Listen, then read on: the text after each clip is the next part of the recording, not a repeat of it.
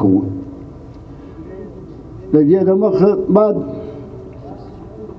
دا دی چې وروره دا منصوبې چې موږ جوړ کړې ده په کوټه کې یا په بلوچستان کې، دا باید چې د هر سړي سره د هرې طبقې سره چې تعلق لري، د هره قومه سره، د هرې پارټۍ سره، چې په صوبه کې دننه موږ یا کراچي لزګولو یا لاهور لزګولو، بجا دا ده چې موږ په دا کوچنۍ صوبه کې، په دا غریبه صوبه کې چې د یو باکس د ولګیت کارخانه کښېښول شي یا د حسابونه دا کښېښول شي، نو دلته یې مزدور کاره خلک، یو غریبان خلک هم په آباد دي.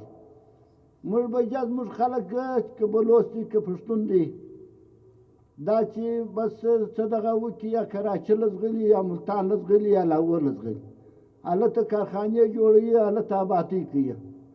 نو موږ دا اپیل دا خواست و دې خلکو ته کوو چې باید چې په دا موږ په دا غریبه صوبه کې دغه شیان وکړو. حکومت ټیک دی کمزوری دی، نه ګچ شته، نه بجلي شته، نه د اوبو بندوبستونه شته.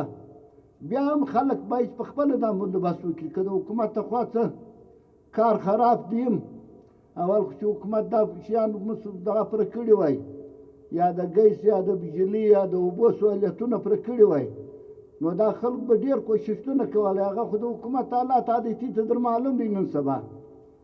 نو موږ خو د دې دپاره ټیټه دا دغه کوو چې کور ودانۍ او شکریه مو ادا کوله چې دا مېلمانه موږ راغلي دي، بیا یې وار د ګوتو شکریه ادا کوو، کور ودانۍ وایي. دا د دې دپاره چې د دې مقصد دا دی چې په بلوچستان د کوټې آس پاس په دې کې دا کارونه اشتراټ شي. نو موږ په دغه خوشحاله کېږو چې دلته به یو غریب یو مسکین هم کې آباد شي. اوس په دغه پمپ کې، په دا شورم کې، په هغه شورم کې، یعنې څو غریبان خلک آبادېږي، څو مزدورکاره خلک آبادېږي، څو مشیان آبادېږي.